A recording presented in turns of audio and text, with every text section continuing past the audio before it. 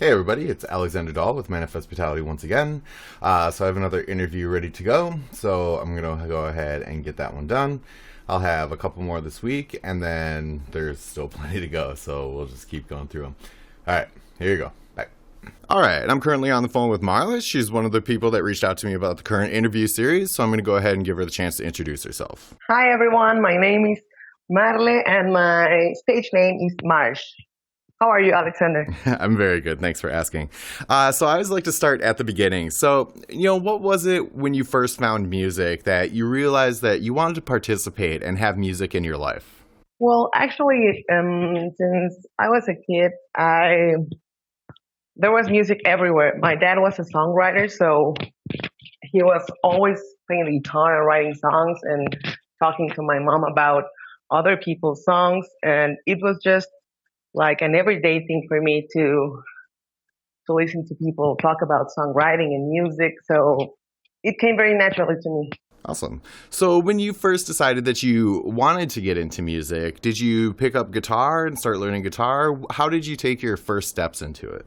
Well, I would say that I started by singing. I'm guessing that's the case for most people. Mm-hmm. Like you start by singing kid songs and stuff. But then my brother was actually the one who taught me how to play my first songs on the guitar. Like Creep by Radiohead and stuff like that. Awesome. So how long would you say, you spent time practicing guitar and learning to play guitar before, you actually started writing with it and feeling confident in what you were writing? Yeah, well, at first I actually wrote like silly songs, and that then turned into like humor songs. Mm-hmm. And it was very easy for me to feel confident with it, but because it wasn't, if people were laughing, that was a good thing, right? So that was like my safe place for a long time. And then my dad's feedback and all the things I had heard him talk about throughout the years helped me like give like take steps in a certain direction when I was trying to write, right? Sure. So I guess, yeah, that's it. Okay.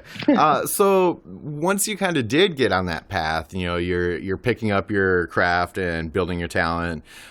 Did you consider getting like a band together, or did you want to be a solo performer? How did you go about establishing how you wanted to present yourself? Well, at first I put together a band, and I began noticing that they weren't taking it as seriously as I wanted to. So I decided to go on my own, and I went to university and I majored in songwriting, well, composition in general, and that's when I really started to be more and more serious about it, and then I just went solo the rest of the way. Okay. And so in exploring your kind of solo career, are you out there working like with a producer, recording your own stuff, or do you record independently? How are you getting your, music as a product? Well, that always depends a lot on the budget. So when I have some budget, I go with a producer I like, and I let him do his thing. But right now with the pandemic, I have like done more of the production side by myself. Okay. And then just like renting out a studio to record that idea. But it's been like a little bit of both, right? Going with a producer and also doing some things on my own. Sure, definitely. And so when you do get something written and then put to tape, as they say, are you releasing it digitally, consecutively, like as you put it out, or are you kind of like building it up and waiting to release like a full EP? Well, it depends. Sometimes I get really excited about a song and I want to release it like right now. But I think I've come to realize that is probably not the best way to present your work. I think that it's maybe a better idea to try to go with somebody who can maybe buy your master or help you in some way to put it out there rather than just releasing it yourself so your friends on Facebook can listen to it, right? Sure, definitely. So along that line, would you be opposed if some record company came in and said, "Hey, we like your song," and then just purchased the song rights from you so they could give it to one of their performers, or are you more of a stickler and want to kind of keep things under your own umbrella? Well, that's a very good question. I think when I was younger, I was a little more like reluctant to let anyone get in on my stuff, right? Hmm. But now I'm much more flexible about it. So if somebody was interested in buying the rights for one of my songs, that would be a good thing. And Hmm. I think you can always make a new song, Hmm. right? So Definitely. I'm not so clingy about my songs anymore. Sure. And, some record company coming in and expressing that kind of interest, that's a win in itself. Like, I don't see anything wrong with that. Yeah, definitely. Me either.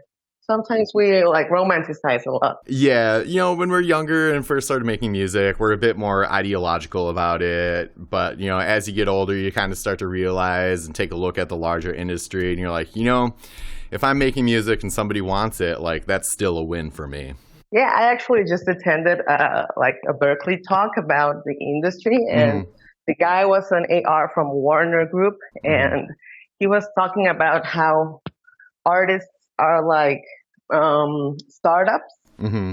and record labels are like investment banks. So that was so sad for me, but we have Hmm. to realize that's the way it works. Yeah, If you that's want to the get in on industry. that, right? Yeah, definitely. And then, like, for all the artists that are, um, out there being pushed by the record labels, if you can get in on that, then that's still a win. Yeah, I don't think, I think that if you can do anything to keep making your music and be happy about it, I think that's always a win. It doesn't matter if it's independently or with Hmm. a big label, right? Yep, absolutely. I completely agree. So, along those lines, what are your ambitions going forward? Looking into the future, what would you like to accomplish with your contribution to music? Well, I like to teach music, so that's a way for me to share Hmm. my love for music with others. And I just want to keep making my music, the music that I like, Hmm. and having it be make a living out of it, right? Even if Sure. it's not like yachts and mansions and stuff. Hmm. Hmm. Awesome. So, what are some like really important events that have happened to you surrounding music? Whether it be a show you went to or making a song, recording a song, just some memories that stand out to you. Well, just off the top of my head, I think um, writing a song with my dad. He passed away almost 5 years ago, so Hmm. we wrote a song together once, and I think that that becomes more special for me as time goes by. Sure, definitely. It has an impact for sure. Yeah, and also in some maybe something happier. I my first concert, the first concert I attended was here in Mexico City, and it was Earth, Wind, and Fire, and it was great. It was well so awesome. It blew my mind actually. Sure, definitely. Yeah, they definitely have a great performance. Yeah. So, what are some links where people can check out what you're working on and listen to your music? You can find me actually. My name, my stage name, Marsh, is not a very original one. So there's a bunch of Marshes Hmm. on Spotify. So you would have to look me up with the name of my album, which is in Spanish. Hmm. It's called Un Paso Más, which Hmm. means one more step in English. Sure. And you can find me under that on Spotify and on Instagram and Facebook.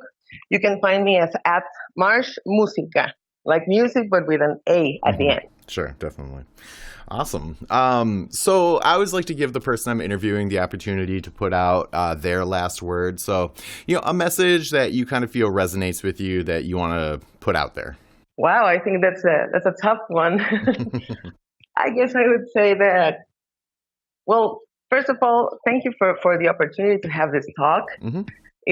It's very interesting for me to talk with people from other parts of the world because sometimes we just have like a very narrow view of music and of the world in general. So Hmm. that's why I was reaching out to those Facebook groups and stuff, For looking sure. for people to talk to. So it's great to have this talk with you. And so I would just like to invite everybody to listen to new stuff from around the world. Maybe you can find something you like.